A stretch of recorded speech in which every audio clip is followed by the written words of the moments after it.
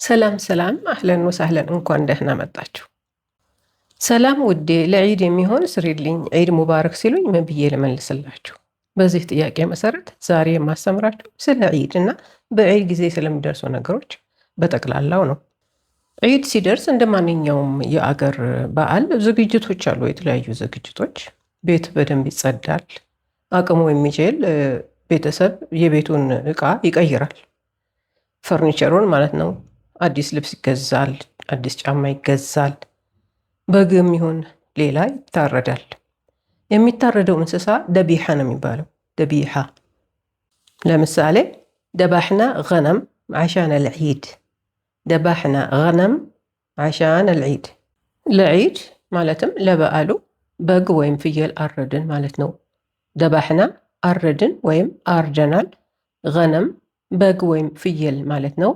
ዓሻን ምክንያቱም በዚህ የተነሳ። አልዒድ ወይም ዒድ ያው እንዳልኩት በዓል ማለት ነው። የሚታረዱት የእንስሳት አይነት ቴስ ፍየል ነው። እነዚህ ትንንሾቹ ፍየሎች ቴስ ይባላሉ። ጀመል ግመል ነው። ግመል የሚያርዱ ሰዎች አሉ። ሶር በሬ ነው። በገር ላም ነው። ዕጅል ጥጃ፣ ገነም ፍየል ወይም በግ ነው። ለማረድ የማይችሉ ሰዎች ደግሞ ስጋ ይገዛሉ። የስጋዎች አይነት ላሕም በገር የላም ስጋ ማለት ነው። ላሕም ስጋ ነው። በገር ደግሞ ላም ነች። ላሕም ሶር የበሬ ስጋ። ሶር ማለት በሬ ነው። ኮርማ ነው የሚባለው። ላሕም ገነም የበግ ወይም የፍየል ስጋ ማለት ነው። ገነም እንዳልኩት ቀደም ብዬ በግ ወይም ፍየል ነው። ላሕም ጀመል የግመል ስጋ። ጀመል ግመል ነው። ላሕም ቴስ የፍየል ስጋ ነው። እነዚህ ትንንሾች ፍየሎች ቴስ ይባላሉ። ላሕም ዕጅል የጥጃ ስጋ። ዕጅል ጥጃ ነው። ድጃጅ ዶሮ ነው። ሰመክ አሳ። ላሕም መፍሩም የተፈጨ ስጋ ማለት ነው። መፍሩም ማለት የተፈጨ ማለት ነው። በዒድ ጊዜ በአብዛኛው ጣፋጮች አሉ። በጣም ብዙ የተለያዩ ጣፋጮች ይቀርባሉ። እነዛ ሐለውያት ነው የሚባሉት። ሐለውያት አልዒድ እንላቸዋለን። ምክንያቱም የበዓል ጣፋጮች ስለሆኑ ሐለውያት እንዳልኩት ጣፋጮች ናቸው። አልዒድ ወይም ዒድ በዓል ነው።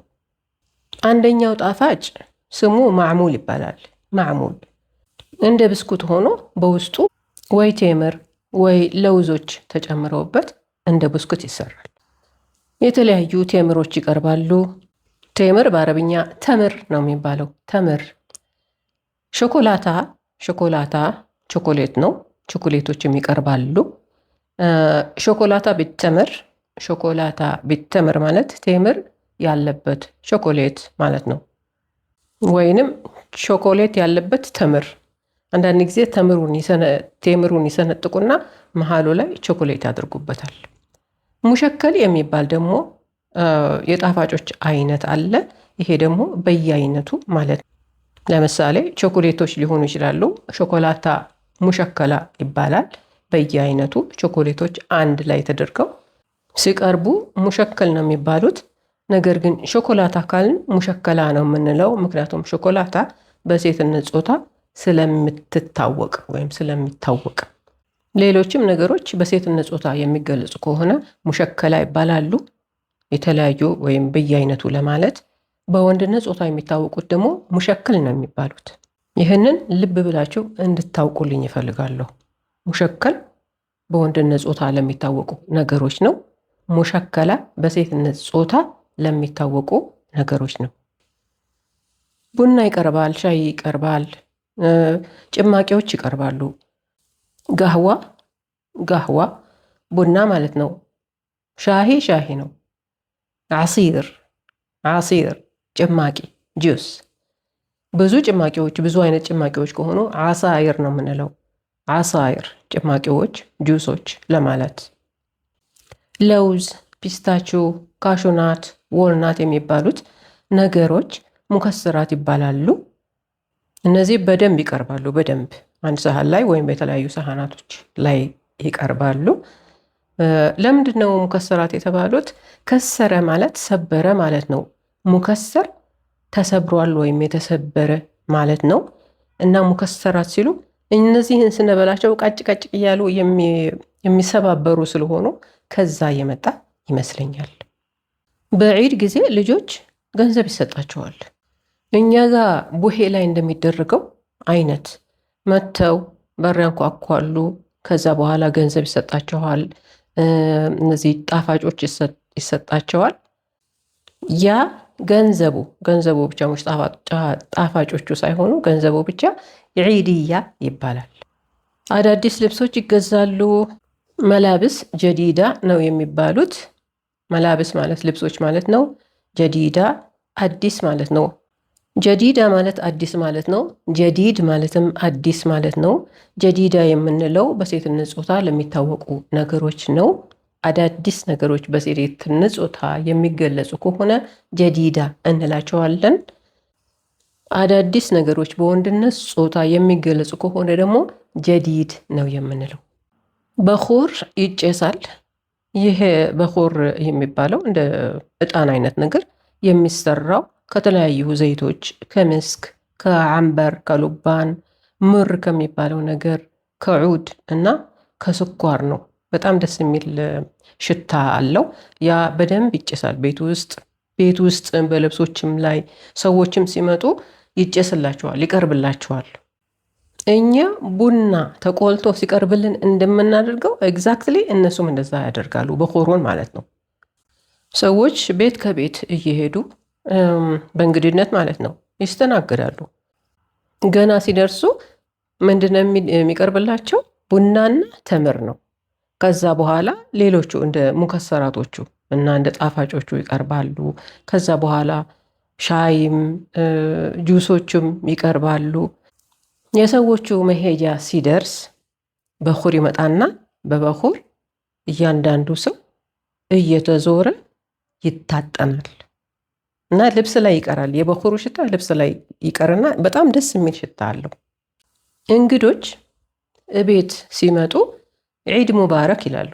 ዒድ ሙባረክ የተባረከ በዓል ይሁንላችሁ እንደማለት ነው። እንኳን አደረሳችሁ እንደማለት። ዒድ ማለት እንዳልኩት በዓል ነው። ሙባረክ ደግሞ የተባረከ ማለት ነው። ተቀባዩ ሰው ቤት ያለው ማለት ነው። ዓሌና ወዓሌይኩም ይላል። ለእኛም ለእናንተም የተባረከ ይሁን እንደማለት ነው። ዓሌና ማለት ለእኛ ማለት ነው። ወእና ዓሌይኩም ለእናንተ። ዓሌና ወዓሌይኩም። አንዳንዴም ሚነል ዓይዲን ይላሉ። ሚነል ዓይዲን በዓሉን ለሚያከብሩት በዓሉን ከሚያከብሩት ውስጥ አንዶቹ እንደሆኑ መመኘት አይነት ነው። መልሱ ለዚህ ሚነል ፋይዚን ነው። ሚነል አይዲን ሲባል ሚነል ፋይዚን እንላለን። ወይንም ኩል ዓም ወአንቱም ብኸይር ማለት እንችላለን። ኩል ዓም ወአንቱም ብኸይር፣ በየዓመቱ እናንተም ደህና ሁኑ ወይንም እንኳን አደረሳችሁ እንደማለት ነው። ኩል ማለት ሁሉም ማለት ነው።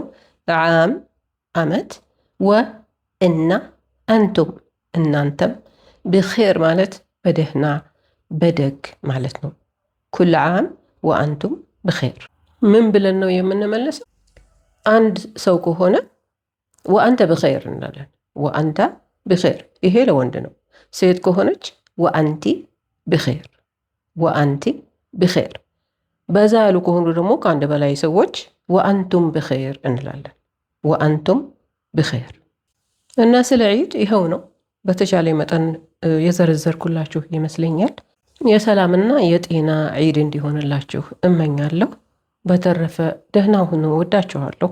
ሳትወጡ በፊት ከተመቻችሁ ሰብስክራይብ አድርጉ፣ ላይክና ሼርም አድርጉ።